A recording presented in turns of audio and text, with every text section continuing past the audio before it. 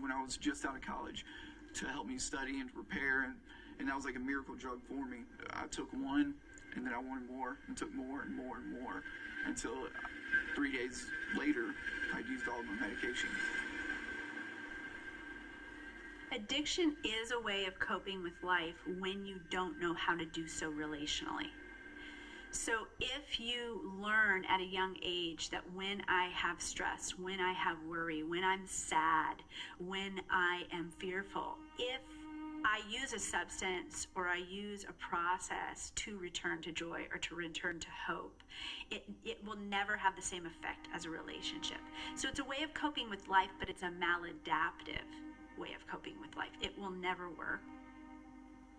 I can remember as a 10-year-old taking my first pain pill and liking the feeling that I had, and it made me feel, instead of down and like almost lethargic and disconnected, it actually gave me energy, and it made me feel confident in what I was pursuing at the time. I always saw it as something I could stop. Like, I could just use Adderall to get this job done, then I'm good. If I could just use the painkillers to get me off of Adderall, then I'm okay. But I never actually took that first step to try to stop. I just kept putting it off and putting it off. Addiction actually creates a cycle in the brain, and there are certain neural pathways that are being stimulated and creating large neural networks that then progress over the span of a lifetime, and that's why addiction gets worse with time.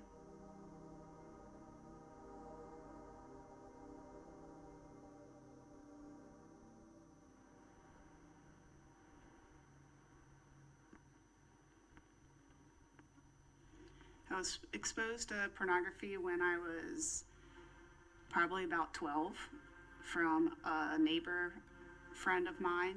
And as soon as I saw it, it wasn't like there was a revulsion or anything. I was completely, immediately addicted to it. And back then there wasn't internet, so pornography was all magazines and books and things like that. So I remember at like 13 going into Walden Books, a bookstore, and having this urge to look at the magazines because I knew they were there. And so I would get like a teen magazine and grab one of the pornography magazines and put it like inside of it, and just doing something and knowing it was so wrong, but feeling like I had no control. And that's really when it all started for me. On average, the kids first are exposed to pornography is 8, and so it's almost like certain, it's like if they have a friend who has a phone, there's a really good chance that somebody's shared that with them. And so when something else comes across my path, those kinds of things are stimulating the brain, and the brain goes, oh, well, that felt good. I haven't felt like that before. I think I'll do that again. The brain wants to do what works, right? So addiction isn't necessarily our brain misfiring or working incorrectly. The brain is actually saying, oh, that worked, try that again. And it will keep on working. But what we know about addiction is it never satiates. So the process only causes more of a heightened progression. And that's why we have levels of addiction.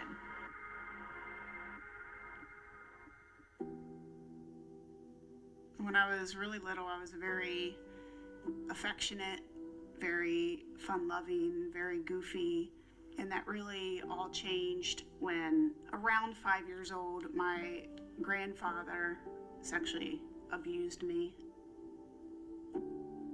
About 9 or 10, I was at a neighbor's house. I was locked in a room with the girl and her sister, and they very violently sexually abused me, and I don't remember even anything after it but running home. Addiction is connected to like undealt with grief, right? You're going to find almost in every story of addiction, regardless of age, some kind of deficit emotionally that people are trying to deal with, and so they cope with it.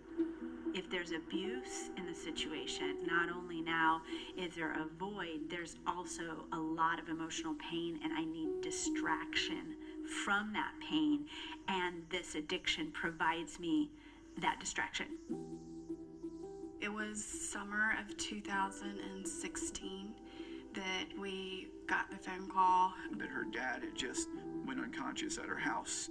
So we loaded up and went to the hospital, and he had passed before we had gotten there. So it was very traumatic for our whole family.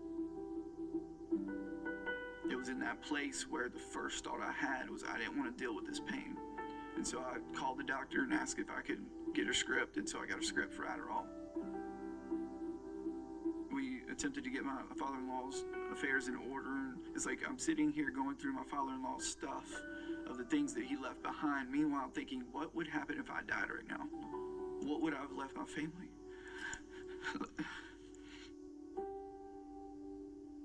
I had a picture of my wife sitting, going through all this stuff at my death, and how surprised she would be to know that the man that she fell in love with was trapped. And so I stuffed him. Instead of letting that reality create a change in me, it caused me to want to perform even more. And so the drugs became even more. Addiction, all it needs is secrecy and shame to build. That's how it grows. And so when we go into an addiction cycle, there's a preoccupation involved, then there's a ritualization, then there's an acting out, then there's a despair. What happens in our culture is when someone is severely addicted to a substance or to sexuality, there is a stigma to it that they're worse than the rest of us. There's something more wrong with them, and we almost pity or we view them as monsters. Like if somebody comes in and they have a pornography addiction, identifying it as, well, this is wrong and bad first, I mean, all that's going to do in my mind is reinforce someone's shame. How do you kind of separate out, is it a moral issue and is it an addiction? But it's both. Part of it is helping people say, it's not healthy. I don't know if I would even say it's moral in the sense of like looking at it as right or wrong. It's not healthy. I feel alone, isolated, worthless, and then you see something that's gratifying and pleasurable. It's like, well, that's the opposite feeling that I have when I'm in this state, right? So you see that pattern continue.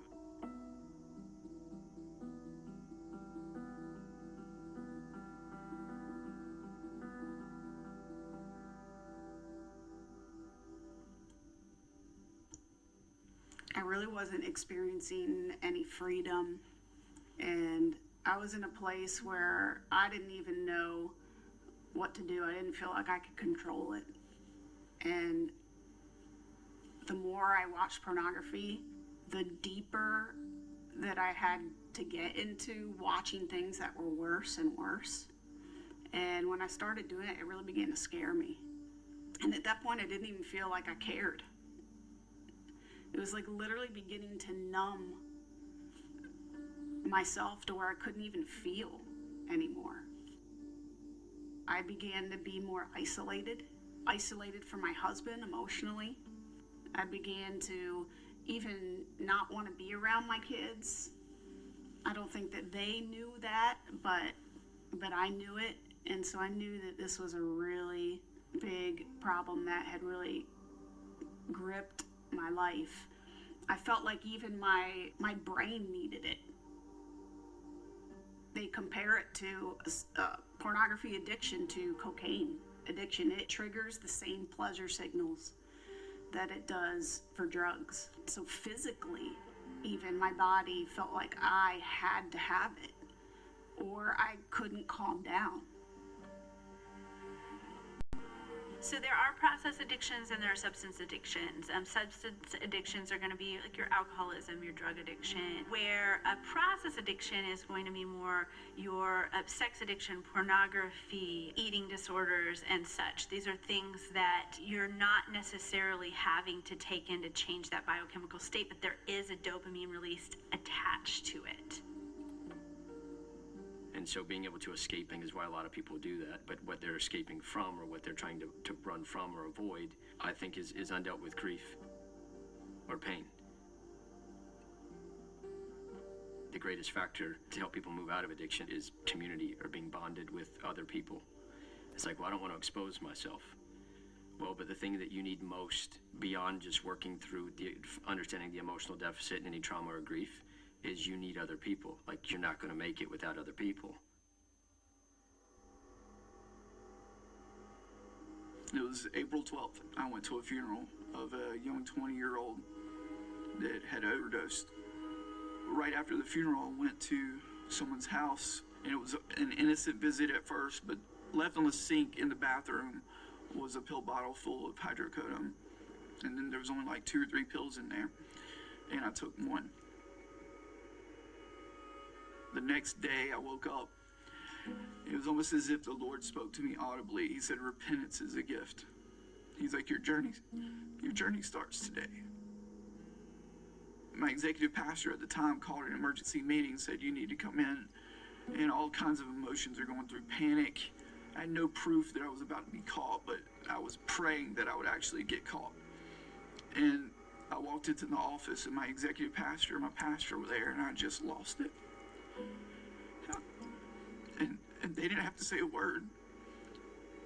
They're like, we know what you've been doing.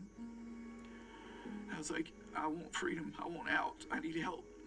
And so I confessed everything to them. Meanwhile, my wife has no clue. And I got a phone call from the senior pastor that said, Brian's fine, but you need to get to the office as soon as you can. And I walked into the office, and the senior pastor was sitting there. And he sat me down, and he said, I'm not going to make you wait any longer because Brian's tied up at the moment, but he is addicted to drugs.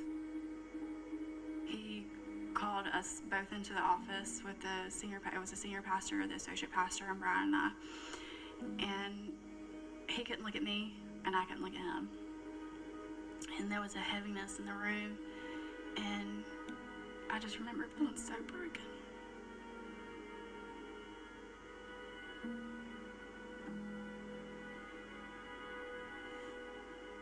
I felt so blindsided.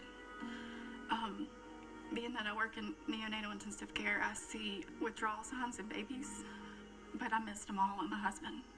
And I thought to myself, like, how could I be so stupid to miss all these red flags? And as soon as I found out on the way home, all the dots started to connect, that I could just see. And I'm like, how could I have missed it? And that was hard. If you don't know someone's struggling with something and all of a sudden that gets exposed, the first thing that I always hear is like, well, he doesn't love me, or there's something wrong with me because he does X. Do I matter? Do they love me? Am I pretty enough? There's a 99% chance that coping mechanism started way before you and this person ever even met each other or got married and started having kids. I remember just feeling like I was such a disappointment to a man who waited for me. At that point, I did have a female pastor in my life that I immediately confessed to.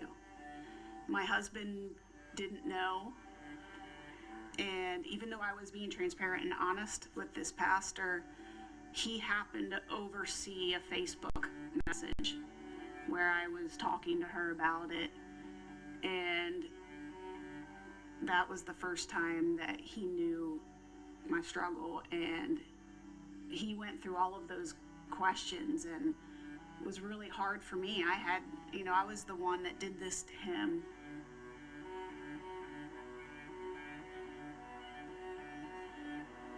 I didn't even know any women struggling with pornography. Before I found Pure Desire, every ministry I had contacted said, oh, we only help men. And so I felt even more ashamed.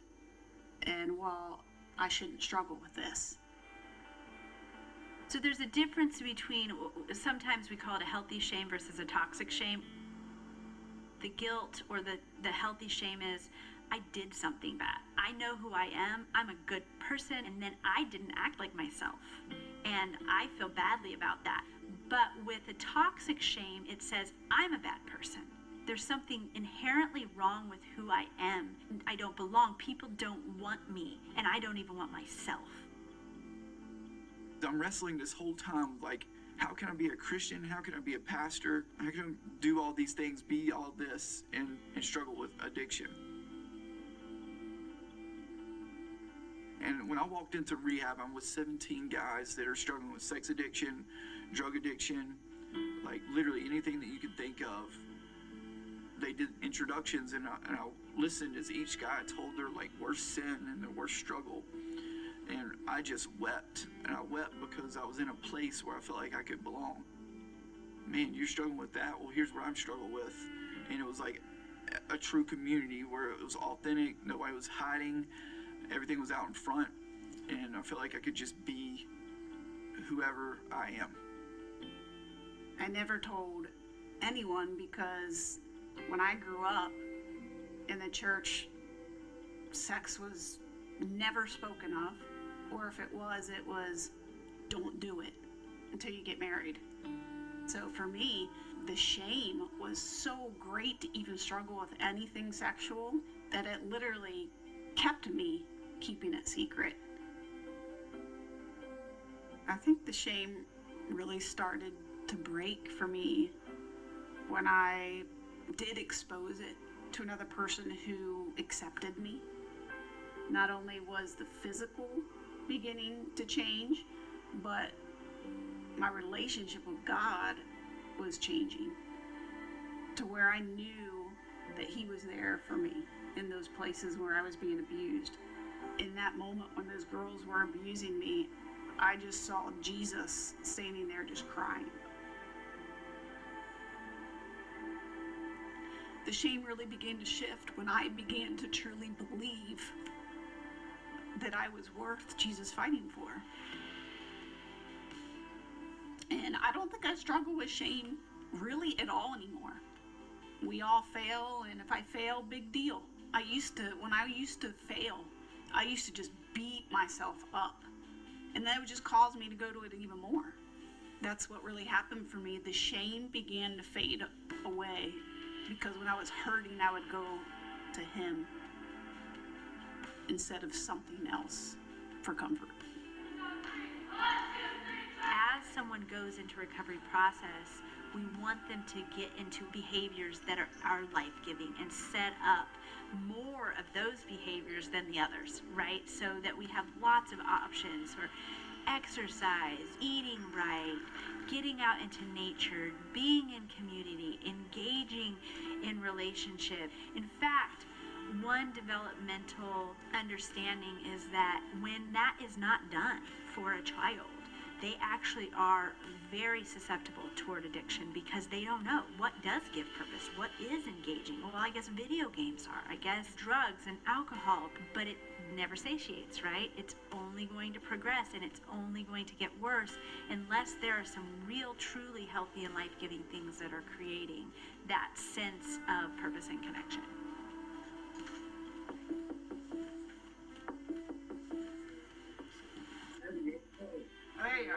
Is that true, 50%? Is that what they're saying? Well, what happens is we did a clinical study when we put up a SAS test, sexual abuse screen test. There were 58% of passers, sexual addicts, and 50% of women struggle with it as well. So Heidi's not unusual. The 58% of passers, sexual addicts, they don't know they are. They train hard, it's going to second time. They promise themselves they'll never do it again, and they'll do it again, and they'll do it again. Because what's driving it is trauma in their life. Unresolved trauma is driving the addiction. I had never really shared with him deeply about how those events and things affected me. But as we began to go through that process and really work through our relationship, he really began to be a safe place. Not only was I in a Pure Desire group with other women, and going through this 10-month counseling process with my husband, that's when I really began to realize, hey, I'm not struggling with these things anymore. Not to say that I'm not tempted, because I still am, but those things just begin to fall away. Be not only intimate with my husband, but with friends. just really having intimate relationships with people began to really shift all of the addiction.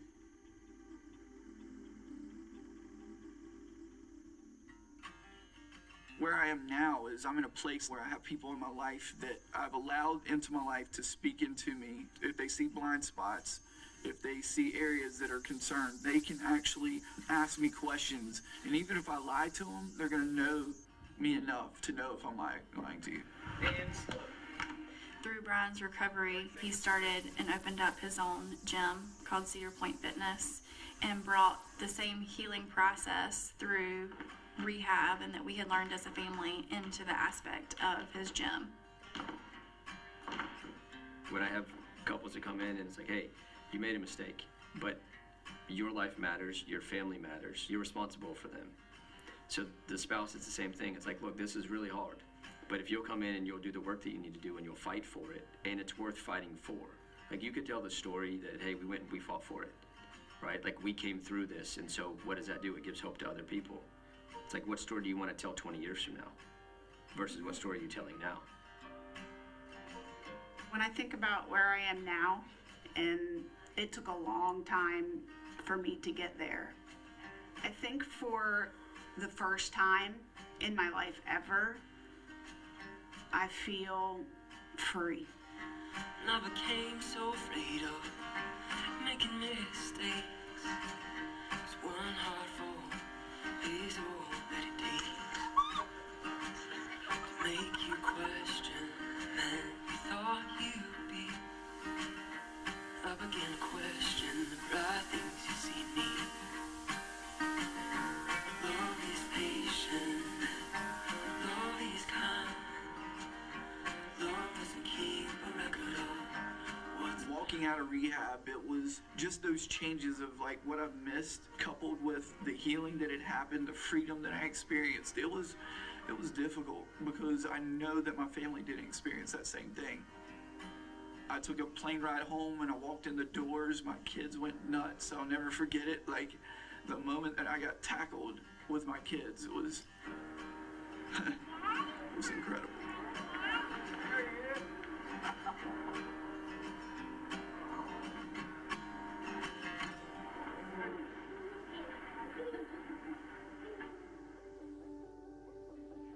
It's not something that we've really talked a whole lot about, but we do realize that once they get to the age, it has to be something that we do talk about. And I think just being open and real to them of if this is what we went through and this was hard, but through God's grace, and we're on the other side of it. Thank you. But I'm here to tell you that real healing is possible. I've experienced true change. I've seen God heal my femininity and experience real intimacy with my husband. And I would never change that for the world. All the pain that I went through, I would never change for what deepness of relationship I have now with God and my husband. It's like when you have somebody tell you your life matters, like no matter what, your life matters. Like, we got to find a way to work through this, and I'm here to help you do that. I think that'll rise people up. The most hopeful thing is that joy connections propagate faster than addiction. And so if we're creating communities of love, communities where people of all various types of experiences, addictions, mental illnesses, etc., are accepted and they have belonging, we actually have more power than the drug dealers or the pornographers or whoever. We have more power to affect change because what we have to offer works a lot better. The things that we keep hidden cannot be healed unless they're brought to the light. And the truth is what sets you free. And it's what set me free.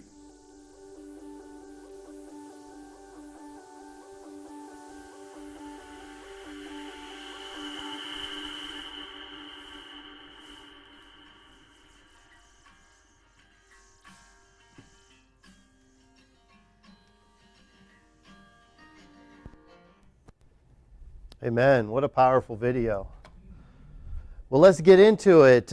We got Dr. Charryse here. I've known her for a little while now, and she's awesome. So put your hands together for her. Let's invite her to the conversation. Well, thank you so much, Dr. Charryse, for being here. Thank you for having me. You got your mic on there? I do. Make sure they can hear you. Yep. Tell us a little bit about yourself for the people that don't know For you. people that don't know me, so I'm Dr. Charryse. I live here in Charlotte. I have my own therapy practice. I am a licensed therapist, but also a licensed minister, 4th generation. So I have literally grown up in the church. Yeah, awesome. And I love world worship. So Yeah. it's an awesome place to be. World Worship loves you. Oh, thank you. Sorry, I took some notes. Every time I see this video, I take more notes. Yeah. And I want to talk about other aspects of it. So I want to jump in just to kind of get us started here and talk about the difference between substance addiction and process addiction. If you could just help us Sure. understand that a little Yeah, bit. the basic difference between a process addiction versus a substance is that a substance includes something tangible, right? Like weed or drugs. The gentleman on the video talked about Adderall. So there's something physical that that person is ingesting. Whereas a process addiction may include something like eating, which is tangible, but also not, because you're going through the whole process of, I don't feel well, I need comfort, here's what I go for, I binge, then I feel bad, and there's a process that you deal with. Or, for example, pornography, which isn't necessarily tangible in this day and age, but it fires off your brain in the same way, and you go through the same activation or overactivation of your reward center. Gotcha. There, you say an overactivation of your reward center. Would you say that addiction is using something other than what is natural to that end? So it's not so much that something is not natural in the sense of God designed us to feel pleasure. So it's taking something that God has designed, but if it's out of the context or over-consumes or uses it in a way that he didn't design, that's where that line is, right? Yep. If that young lady experienced intimacy for the first time with her spouse, that's intended to be pleasure, but that was taken from her through trauma and set off something in her body as a child that she didn't know what to do with, which created that gateway, which we see a lot. 1 in 4 individuals have been victims of sexual abuse, whether they acknowledge it or not, and we don't often realize how that impacts the way we do a lot of things. So then let's jump all the way to the end of my questions. And let's jump into trauma, because they talked about that in this. And one thing he said was unresolved trauma will fuel addictions. Correct. So let's talk about that for a minute. Yeah, that's one of my favorite things to talk about. I'm like in my brain going, Charryse, don't overdo it, don't overdo it.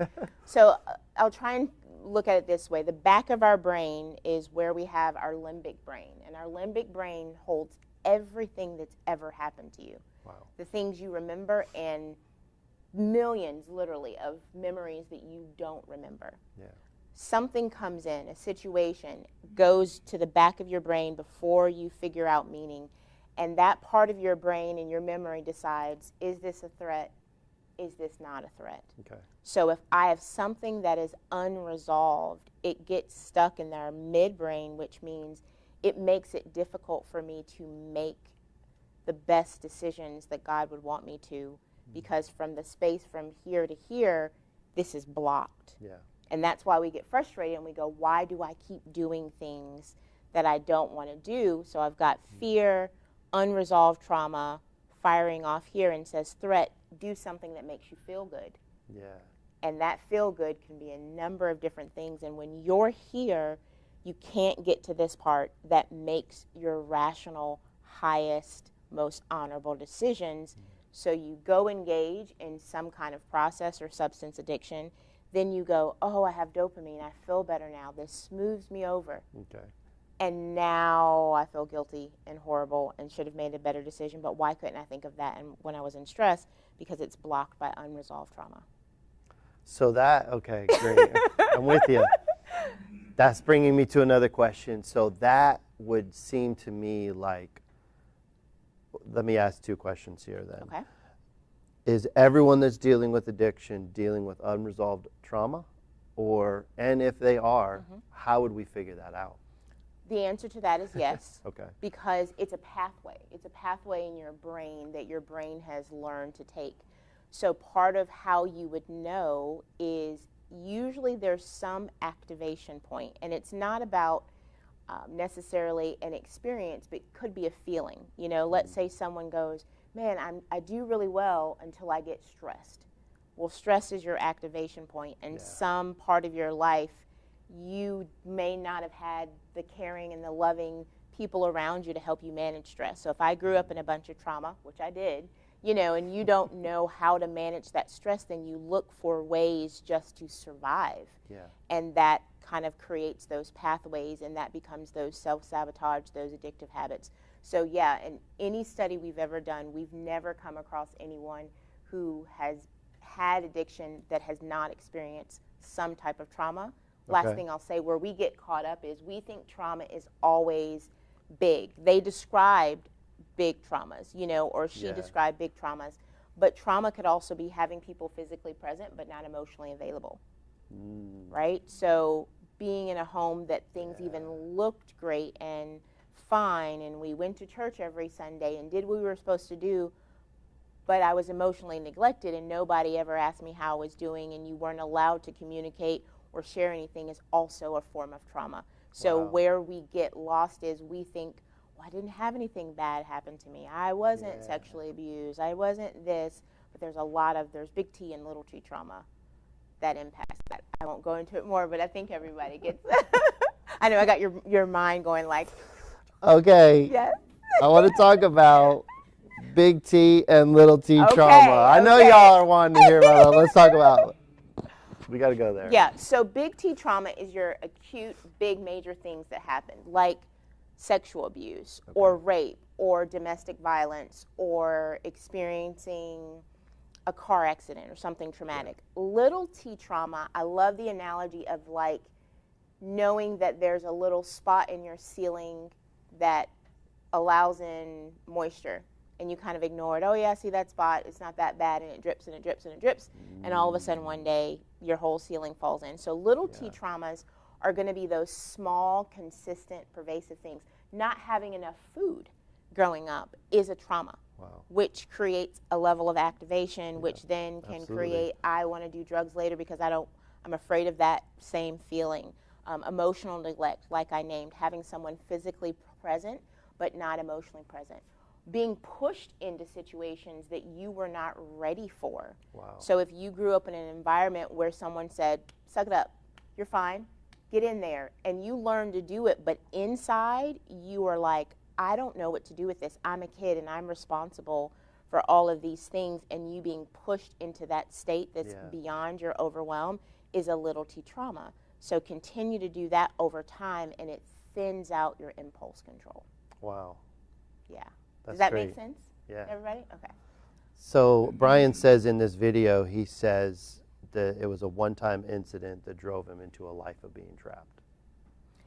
It may have been a one-time incident that became the icing on the cake, but there's always a recipe. Yeah. Right? There's always multiple things, because notice one of the statements that he said was, but I realized in college that Adderall was this miracle drug. So, you know, if I was working with Brian, I'd go, well, what was going on in college? Yeah. Right? And what led you to relying first on that or only on that without all of the other things? So still somewhere along the way, his belief system adopted, when you feel like you're not measuring up, get something that will make you superhuman.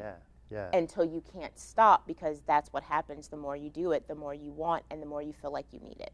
Yeah, and they said, this quote I wrote down that I thought was interesting was, addiction is a way of coping. Yeah. Right? So then, and I think we all would agree with that, right? Yeah. Addiction in a way is a way of coping. So then what would be some healthy skills to cope, to help us cope? Yeah, so healthy ways to cope, it depends on the person. But, you know, they talked about being embedded in community and belonging. Why that's important is a lot of times we hold in a lot of what we manage and feel like I'm supposed to be able to manage this on our own, and that kind of takes our internal system and overwhelms it. Yeah. And then we start reaching for things don't make us rely on other people. So learning how to be in community, how to be honest in community, how to ask for help when you need it is a extremely important coping skill. Yeah. Being able to acknowledge I don't have to be perfect. It's okay if I don't have all the answers. Yeah. is helpful. Movement in your body is very helpful. A lot of times our urges for addictions initially aren't as long as they feel. They're intense. But if we do things in our body that helps release that, then that's a big part of it. So moving your body, I'll often encourage people to, walk or run or dance or worship or whatever it is that you want to do. But that movement helps kind of shake through the way it feels in your body.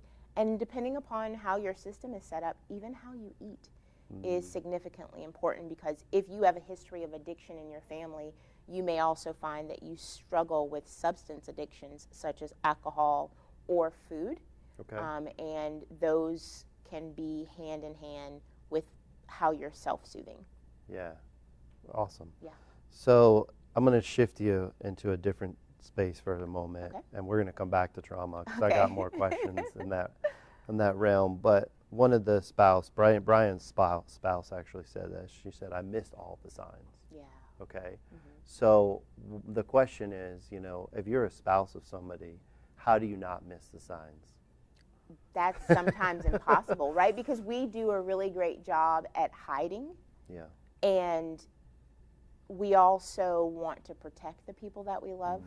So we will dial down, when someone is managing addiction, they know how and when and how to overlook it. And then it's not always that we don't see the signs. It's really hard to even consider. Like, there's this part of your brain that goes, no way. Yeah.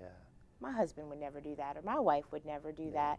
So one, you just don't know what you're missing until you see it. Two, the person in addiction is very skilled at hiding, because addictions hide in secrecy, and that's a big aspect of them. So I think what's more important is that if you feel like you miss those signs, you're supposed to, because you're not trained to find them. Okay. Even the wife who was like, I'm trained in neonatal care. Well, that's one specific area for babies, right, which is very different. So it's important not to blame yourself, but what you want to be able to say is, if I see these things in my spouse, do I have the courage to say something? Because it can be hard, and you can kind of go, well, maybe if I don't see it, it's not there.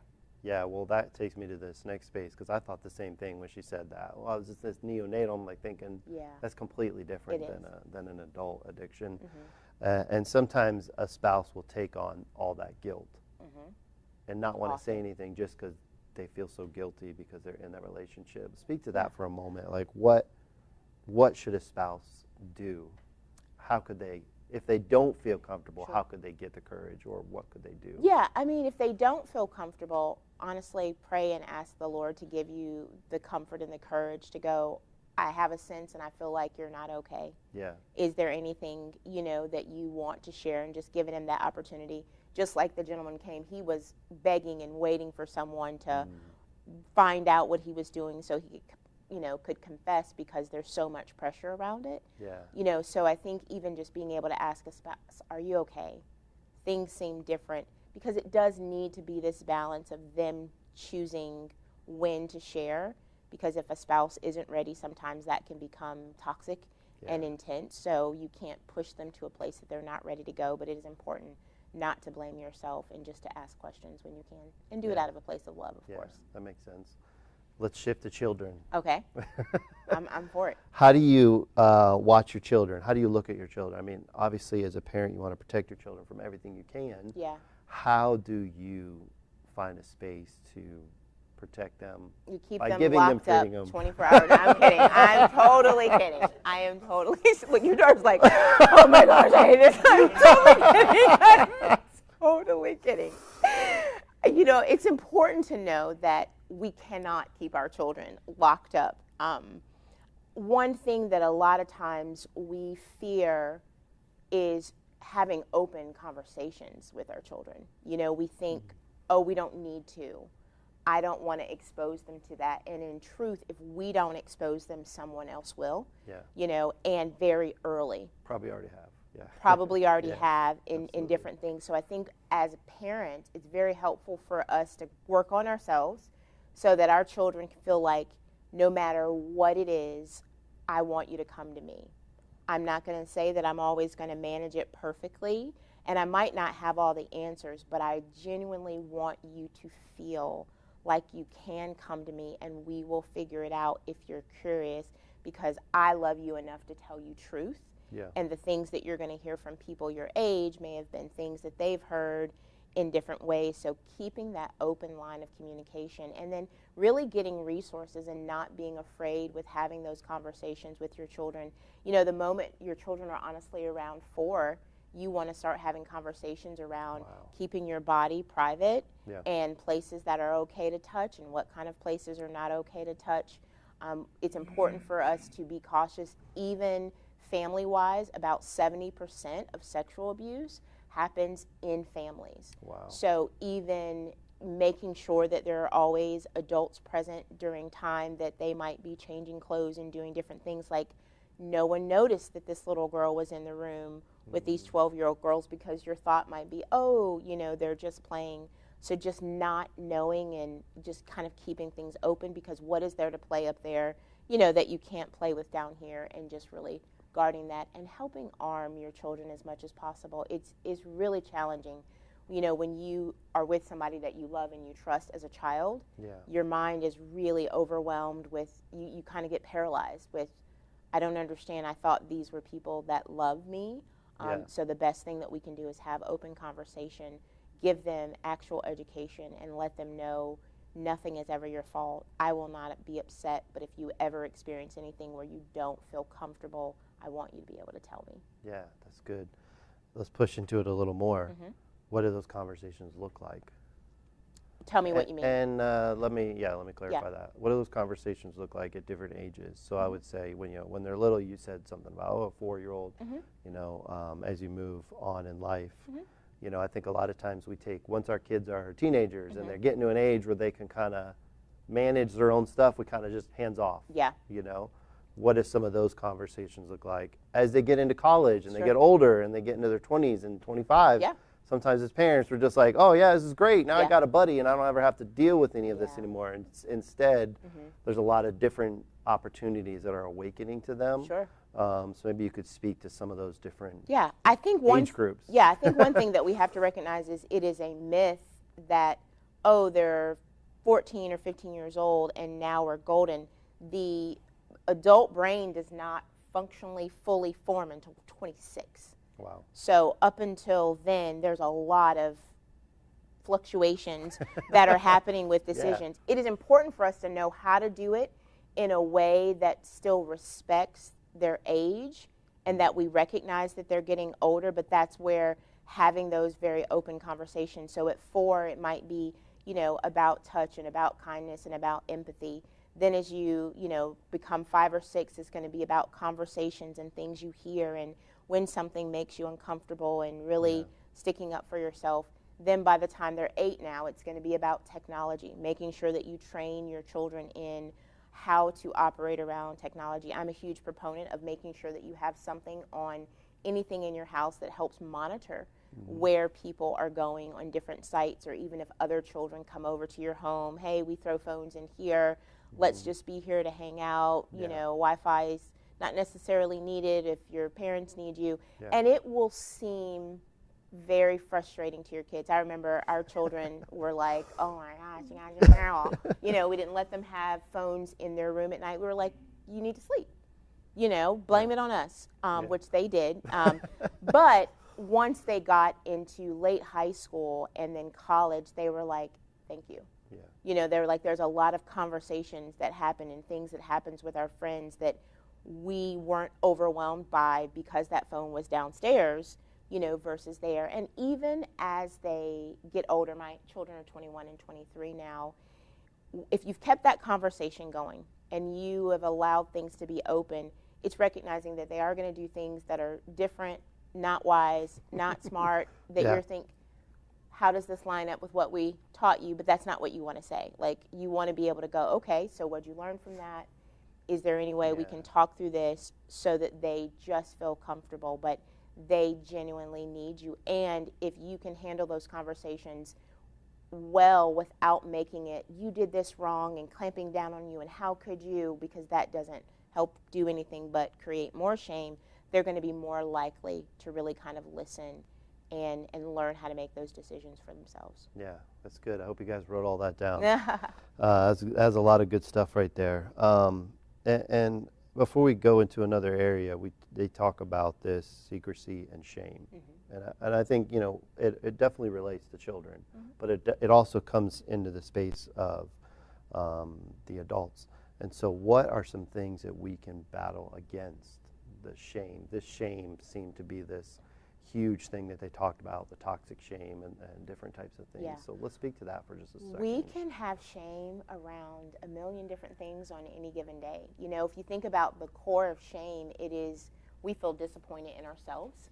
We feel like this is what I want to be doing or how I expect myself to measure up, and I don't feel like I can be what I want to be. Yeah. We can feel ashamed if we feel like we've been working on something and we're not past it. Like, why can't I get past this already on my own? This should be easier if I know the Lord, you know. Then I feel so ashamed because this part of me knows that this is not what I want to be doing, but I can't completely figure out just how to stop or how to break it. And then that creates a lot of shame, and that shame perpetuates, I have to keep this a secret because I don't want to let other people down. I wouldn't want other people to think this of me. Like, they talked about the difference between healthy shaming, that's like, I'm a good person, but I made a mistake, versus I'm a bad person. The challenge is the rest of the world doesn't always think about that. They're not going to go, well, I'm going to blame you, but I'm only going to do it in a way that I do it healthy, right? Yeah. So you fear being honest. There's so much stigma because you're like, if I share this with someone, I don't want them to see me different. So I can't share. It takes a lot to really know. I know this person said, you can tell me anything, no matter. But sometimes people tell us that, and then their response is very different. Yeah. Or if you've grown up and you've never been able to be honest about anything without being berated, then that feels terrifying. So shame is such a tactic of the enemy to keep us isolated and to create doubt or make us feel like we're unuseful or not fit for the purpose that God has for us. And that can go along with that secrecy, but it can also be broken. Well, you said you were a fourth-generation minister, so how important is it to be a part of a community when you're dealing with shame? Oh, it is. It's crucial. You know, it can be challenging, right? Because you do want to be seen in a certain light. I think a lot of lay ministers or pastors, or again, as a PK, there's still all of these different levels of pressure that people want to put on you around, you know, you're not supposed to be human if you know Jesus, and you're definitely not if your parents are, you know, ministers, kind of thing. But it is important to be embedded in community, and it's important as community for us to also advocate for one another, in the sense of, if you hear another person speaking about another person and going, yeah, did you hear about them? Yes, I did, and we're going to pray for them. And we're going to honor them, and we're going to respect them. And if that's not a conversation that you've had with their family and have been given express permission to talk about, I think we honor them best by not having that conversation right now. And that's how you create a protective community, to kind of go, we're going to protect our house. You know, and that doesn't mean that we don't acknowledge what's there, but when they heal and recover, or as they heal and recover, they need to come back to their community and know that their community doesn't view them according to their addiction or what they're struggling, that they're like, we have always loved you and we're glad that you're feeling better, but they also have to trust. And it's really hard when you know, like, who's been talking to you, because I can tell you're acting weird. You're not acting the same. Yeah. Absolutely. Interesting. Now let's talk about something this video didn't talk a lot about, but I think especially in a Christian and a church community, it's important to talk about, and that's alcohol. Okay. Yeah. So let's talk about alcohol abuse. Explain to me when alcohol becomes an abuse. Yeah. And what it looks like. Yeah. So statistically, if you have 4 drinks a week, that is diagnosable or considered alcohol abuse. Wow. And for women, it's 2 because we have a different blood saturation level. Yeah. So for a lot of people, that is kind of mind-blowing. But if you come home each day and you go, oh, I'm not bad, I just have that glass of wine or a beer or whatever, that would still constitute abuse. And it can seem like, or that line that we sometimes play is, it's not abusive because I only have the one, and then afterwards, you know, it's not that bad. I just use it to help me sleep. Yeah. But I would also say, well, ask the people who live around you, because they may also have a very different feeling of how your temperament and your personality is, because alcohol does shift and change how we feel, our impulse. And the other thing, and this is just the type of therapist that I am, if I'm working with someone, I go, okay, it's not addiction or abuse. Could you stop? And then they're like, right? Could you just decide, like, okay, no, I'm going to be done, and if I have it, it'll just be on holidays or whatever the case may be. Yeah. And if you literally feel like it's not something that you could stop doing, then we know it's taken a place that is outside of what God would have for you, and that you are utilizing that as a coping mechanism instead of other things that could be supporting you. Yeah, that's good.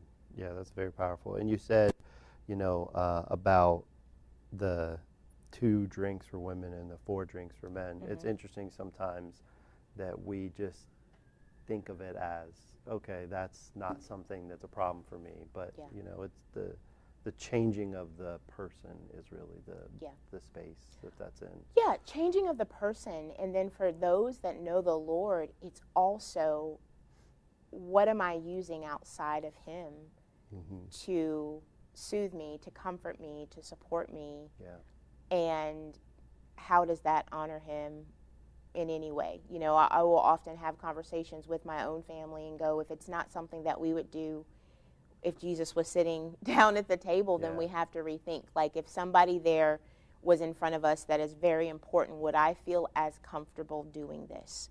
If your pastor showed up, or if someone showed up, if you thought, well, I won't do it when they come, that's also a sign that there's something about it that's a little secretive, you know, and kind of out of. Interesting.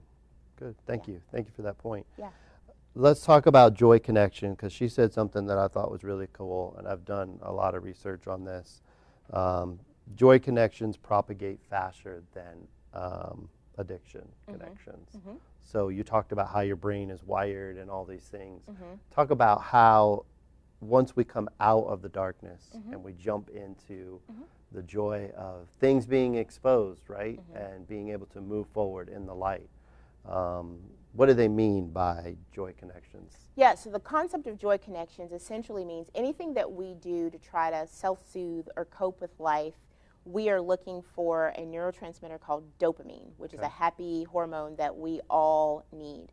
When we are actively in a process or substance addiction, we are trying to get that dopamine. And in the beginning, it gave it, but the more we do, the more we need, but then it's not doing the same thing. What we genuinely long for at our core is belonging and connection. That is our most basic need as worshipers, as children of God, as humans, even if you don't believe in God. And there's something about that when we don't have it, we will feel starved. And we will do anything to get it in ways that we don't understand. Once we let go and we acknowledge the addictions that we might be struggling with, and we open ourselves up to the possibility that there are people that care for me and want to be in connection with me regardless of what I've done, because again, unresolved trauma creates shame, so we also think people wouldn't actually want to know me. They wouldn't actually, and then once you realize that's a lie that the enemy has used against me and in my mind since the moment all of these things have accumulated, then it allows us to connect and find what we've longed for more than anything, and that is the most adaptive and helpful and useful dopamine that you can get, and it is like euphoria with just feeling like, oh my goodness, I don't have to carry that anymore, and I don't see myself as that addiction anymore. Yeah. So is there a problem when the dopamine levels are something else other than what's natural is used? Yes. The Okay. problem with that, and she said it in video, is there's never enough. When the dopamine level is coming from something that's not intended to create dopamine to that degree and that level, then it doesn't have the same impact. It's never satisfied because it's going through your pain pathway before it creates the dopamine. So you feel horrible, which is what draws you to it, and then you get this little bit of dopamine, but there's still just so much pain that you're trying to mask. So it doesn't work that way. Yeah, it's broken. Yeah. It's 8 o'clock. I want to give everybody a moment to see if they have any questions in the room. Okay. And All right. we'll go from there. Does anybody have any questions? I have one. Is growing up poor considered traumatic in your life? And if it is, how do you cope with it if that's the only thing you ever knew? Yeah. Mm. And as you get older, how do you know that you have a little key traumatic situation Sure. in your life? Because that's the only way you grew up. Yeah. Yeah, so how do I actually even know to go back there when I was young and say, how, that's the reason why I'm like I am right now. Sure. You see what I'm saying? Yeah. So growing up, You're going to repeat the question? oh, I can. Yeah, That was a let me- big question. All right. So his question. Just repeat it in a smaller form. Was if you've grown up poor, is that and that's all you've ever known, how do you know if it's impacting you as an adult, and how to go back to really see, is there any little t trauma that's still active? Okay. So growing. She's a professional. You did a great job. You did a great job. Just, once he said summarize, I was like, Cliff Notes. So growing up poor does not necessarily mean that it was traumatic, right? Sometimes people grow up poor and it just means that they didn't have a lot. Some ways that you will know there might be a level of trauma is if you have what we call a fear of scarcity. If you're always concerned that there won't be enough, and let's say then that has caused you to overwork and then prioritize work over relationships out of fear of, but I want my family to have something different. If, for example, you grew up and you didn't have a lot, so you are very big on the people in your life appreciating things, but to the point where it's domineering, like eat all of that, do all of that. Do you know what I would have felt like growing up if I didn't have that? And and so you are putting this huge pressure on people in your life who are like, oh, okay, you know what I mean? And your heart is in the right place, but it just shows the impact of, wow, I didn't realize how my lack and my fears are good with helping me help my children or the people in their life appreciate, but maybe sometimes I also take it too far. And then another one is we can grow up without and then struggle to believe that it's okay for us to have things. You know, that we feel bad or we don't trust that they'll stay. So when something good happens, a lot of times we'll diminish it and go, oh yeah, that's great, but let me move on to where I need to work because I don't really trust that anything, will stay in my life. I'm waiting for it to be taken away. Whether or not you decide to go back and work through that will just depend on if you resonate with any of those or you feel like I see it, I feel myself get irritated and frustrated around things that are a big deal to me, but other people are like, whoa, we're fine. And so one of the simplest things that you can do is to really just notice when that kind of strikes up for you and pause before you respond and go, is this a me thing? Or is this genuinely something that I need other people to acknowledge because sometimes we expect other people to be like who we are? That answer your question? Yeah, because I have a problem sometimes with people when they like chicken. Yes. And I see Yeah. people eat chicken and it irks me. Yeah. Because Yeah. they pick around it Yeah. and everything like that. And Yeah. I'm like, what? Yeah. Sometimes Yeah. I want to eat their. Sure. Yeah. Yes. Because you're like, hey, there used to be a time where there wasn't. Even wasting food, and so on Yeah. my plate, I eat everything on my plate. Yeah. Even if I'm full, Yeah. I still eat it and everything like that because I don't believe in wasting food. Yeah. But my boys, Yeah. but they're older now. But when they came up, Yeah. but they didn't have to worry about being full. Correct. So to them, they're like, I'm full. Yeah. Yeah. Fun fact, random fun fact, right? The Clean Plate Club was propaganda, right? Back after the World War, during a time where the world did not have enough to eat, and they had to have everyone. And you may have grown up also in a situation where you had to. The struggle with the concept of eat it all is that we exceed fullness. Even when our body is saying stop, we go further and we keep eating out of fear that there isn't going to be any more. So the healing comes from saying, man, there was a time where I needed to eat everything on that plate because I wasn't sure that I would get enough. But wow, thank God that if I want to, I can, but I don't have to, and it's okay. But it's a practice, right? Because it will feel like you're going against it. But I also work with people that overeat and binge eat because they grew up in homes that were like, eat all your food, eat all your food, eat all your food. So the Clean Plate Club and that scarcity dynamic comes at a cost of then where we overwhelm our system because we're afraid we're not going to have enough.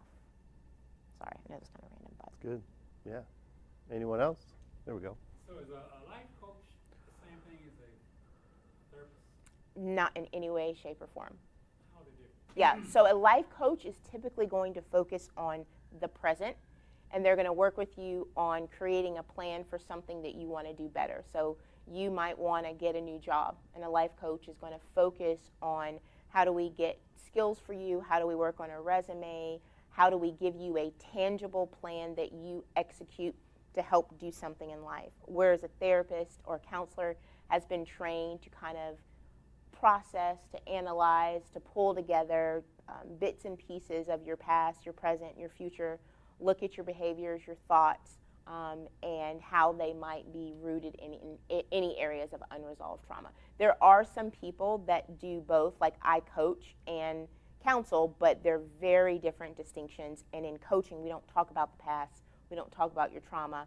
It's people that come in and go, I just want to accomplish this goal. Walk me through how to do it. But question. people like life coaches because it feels better than saying that they're going to a therapist. So I have a lot of men who are like, I would like you to be my executive coach. And then I'm like, so you need counseling, but I hear you, you know what I mean? And that's, we work our way towards it. Does everyone need a therapist? I believe that we can all benefit, as God says, from godly counsel, right? And what that looks like will be different for everyone. For some people, that is enough with the men and women in your church and being a part of community and your pastors. For other people, it is helpful to have the men and women in your church and pastors and, a counselor who I believe is also rooted in the faith that they're not going to say or encourage you to do anything that goes against it. So I won't say that is a need, but there are different levels. If someone is at the point where they feel like, I have relied on my community and I've relied on my pastors, but I have some areas that I feel like I'm still not able to get through, it doesn't hurt. And like anything else, if you decide this is not for me, you get to stop. Yeah. You're welcome. Great questions. I think everybody needs preventive maintenance counseling. It's helpful. My daddy was, a pastor, and he called it life skills management, and believed that everyone, and really, if we honestly think about it, modern day church discipleship in many ways, even though it's not centered around mental health, does many of the same things. When we create community groups or when we do studies about certain parts of the Bible and biblical context, we're doing some of those same things at its foundation. And there's a type of counseling called nouthetic counseling that just utilizes scripture Part of why I got into counseling was because I saw people that still needed some of the psychological aspects to go along with Scripture and couldn't find that in a way that was actually connected and integrated well, and knew that the need was out there. But yeah, any form of preventative counseling and these kinds of conversations are crucial, because we just didn't grow up hearing any of this information, and you don't know until, my brother, I'm the youngest of 8, and one of my brothers is like 50-something. I don't know how old they are, but I remember I was writing a book. I have no idea. Maybe 2 of them. We won't tell him. We won't tell him. He knows. I was writing a book, and I was talking about something called aversive childhood experiences, and I was talking to him about it, and he was like, "What is that?" And I was like, "You don't know what that is? Like, you are a retired military drill sergeant with like 2 degrees." He had no clue, and it's centered around childhood traumas. And so I explained to him what these things were, and he was like, "We had every one of those by the time we were like 7. I was like, "Yeah, I know. That's why I'm writing the book." You know what I mean? But he didn't have a clue. So a lot of times we experience traumas that we don't know are traumas because they're our normal. Yeah, I think you were in. Well, yeah, I'm kind of struck by this notion of trauma and the big T, little T syndrome that you talk about. Now, I'm going to put the big T stuff on the side. Sure. It's big. Yes. Nobody in here deals Yes, with it is. big T. Right. And it's easily identifiable. Correct. But the little T stuff seems Yeah. to me to be a matter of degree to which someone handles or doesn't handle that situation, quote unquote, well, right? So what's well for one person versus what's well for somebody else. Yeah. I say all that to say that the little T stuff could actually be motivational on some level. Yes. So this notion of degree becomes important, right? So if you get to a place where, hey, I'm motivated by this little T, the hope, the issue, the question is, how do I continue to manage it in a positive way? And do I have the ability to sort of self-reflect and say, okay, this is maybe getting a little out of control. I think that's where often we miss the boat.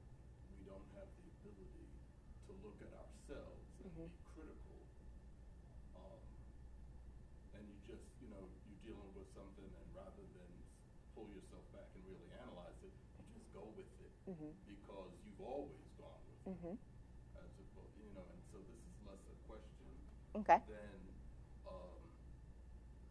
a look into, am I sort of on the right track? Yeah, so if I understand you correctly, you're essentially saying little T traumas to some degree are subjective depending upon the person and how they managed it. Correct. Can they be motivating?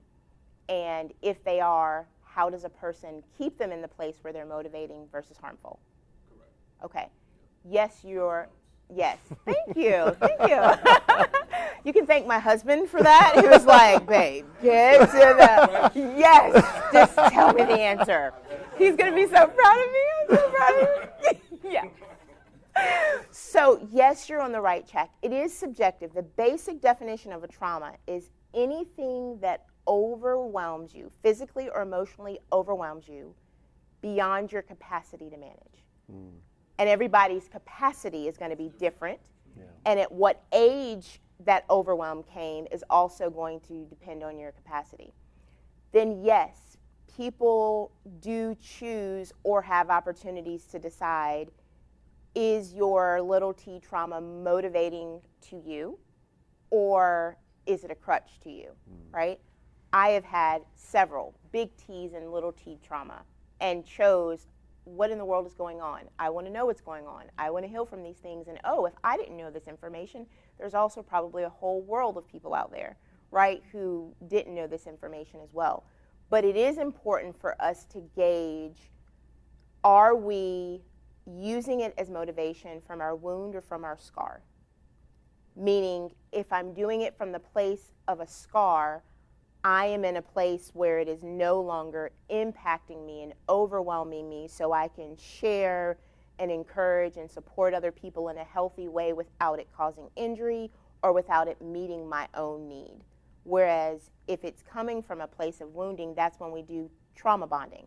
Well, I'm wounded and you're wounded, so we bond over that, but we're motivating each other, even though we're both dealing with the exact same little trauma. Right. So the ability for people to self-reflect around that is going to be so unique for everyone. Yeah. And part of me saying scar and wound is I think the way to know how am I managing that well is, am I doing this from a place of knowing that I have worked to heal and I can do it without injury to myself or another person? Or am I doing this because I would actually rather focus on motivating other people than to do my own healing? Because that also happens as well. And I know I just took, yeah, but you're right on the right track. Mm-hmm. Yeah. Anybody else? I have a lot of questions. I feel like we need a whole session on trauma. Maybe just with the men. I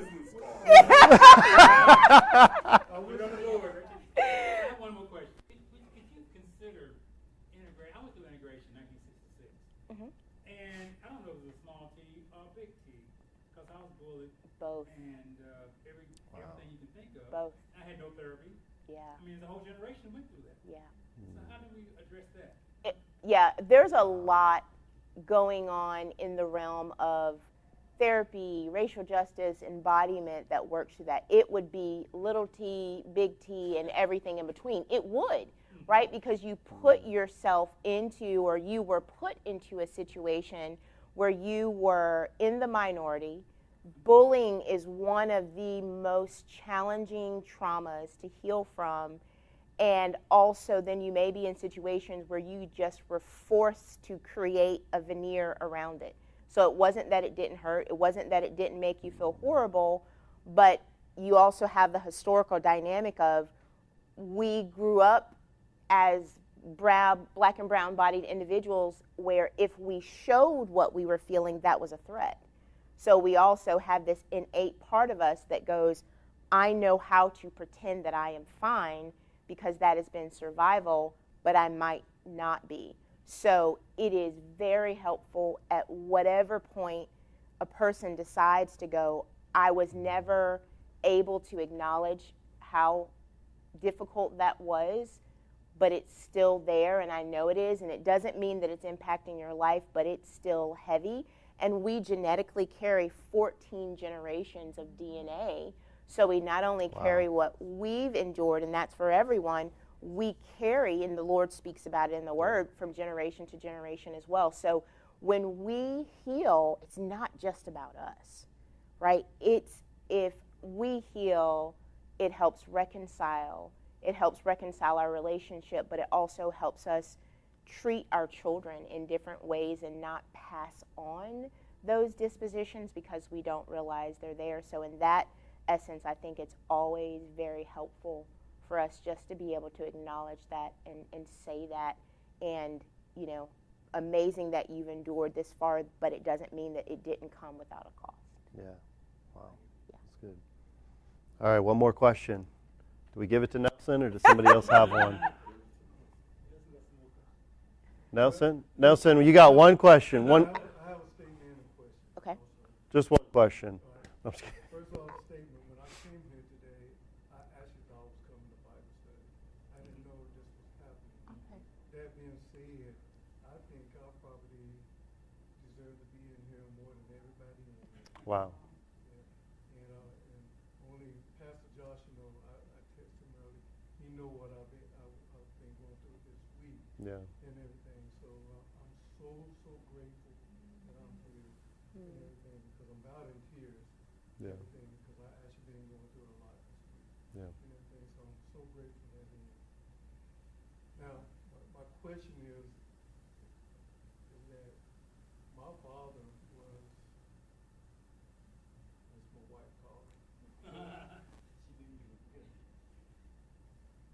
father was an abusive man, and he was an alcoholic too. And my mother used to tell me that I was going to be just like him. Wow. And I grew up proving it to be the opposite. Everything I did, I was the opposite of what my father was. He went to prison, he killed 2 people, he went to prison for years. I became a prison guard. When he got out of prison and was on parole, I became a probation parole officer. I always did the opposite and everything. So those little T's became motivational for me. But those big T's that happened in my life, as far as the domestic violence and abuse, is still there, and I still can't shake it to a certain degree. And as a matter of fact, I am an advocate of domestic violence too. I do, I do. When I was a probation officer, I was on the domestic violence team. But I'm still having an issue with people saying those things when I was young. And saying I was going to be like that, even though it was my mother and they did. I have an issue right there, and I haven't really been able to break that yet. And so how do I break that, or do I just live with it? Yeah. So, question is, if you have things, experiences that have happened to you when you were younger, that you feel like I haven't been a self-fulfilling prophecy and done them, but the messages that were there are still very present. How can I break them? Yeah, I had motivation and motivated me to do better, but those feelings are still there. Yeah. So, short answer, and it's not the answer, but an answer, is when you go through a situation like you described with a father who is abusive and an alcoholic, we embody trauma. So it's something that we feel, we carry. It literally gets locked into your fascia, your muscles. And I say, for example, if you've ever maybe seen a movie where domestic violence was happening, or if you ever have seen someone in a situation similar to what you experienced as a child, you would just feel something come up in you similar to what you felt, because that's how it works. It is possible to get release or healing from that, but it does not come from talking, because it's something that is wired into your frame. And so it's a specific type of, a few different types of trauma therapy that helps release it from the body. Part of what makes it difficult, just touching this for a moment, is the things that you were told also coming from a parent that you were designed to be connected with and attached to is going to hold greater meaning. It's one thing to hear somebody who doesn't know you say something and go, you don't know me. It's another thing to go, wow, I hear that replayed and coming from the person who carried me and whose heartbeat, I heard. And it's what we call a soul wound, and how it kind of integrates in the body. Not impossible, not something that you have to live with forever, but it does take time and getting connected with the right person to work towards a different place to where it doesn't kind of weigh on you so heavy. Well, this has been a wonderful evening. I'm going to ask that you pray for us as we close. Let's do it. Is that okay? That's okay. All right. Father God, we just thank you so much, Lord. We thank you for your spirit. We thank you for just allowing us to come and just open ourselves to the healing and the hope that you have designed. We thank you that we serve a God. I thank you for World Worship, Lord, for their willingness and openness, God, to just bring these things to light and knowing what you would have for us. I pray for every person and every family represented in this room and those listening. May we always be reminded that you have already paid the price for everything that we're going through. If there's anyone here under the sound of my voice struggling with addiction or alcohol abuse, please know that you are not alone, that you are not alone, and that God loves you just as you are. Amen. Continue to be with us. Help us to honor you to the best of our ability this and every day in your precious and holy name. Amen. Amen. Well, thank you. Y'all have a wonderful evening. If you want to take a moment, of course. But Dr. Charryse will be here for another minute, so if you want to get any of her information, then Except for Nelson. No, I'm kidding. I'm totally kidding. I'm totally kidding.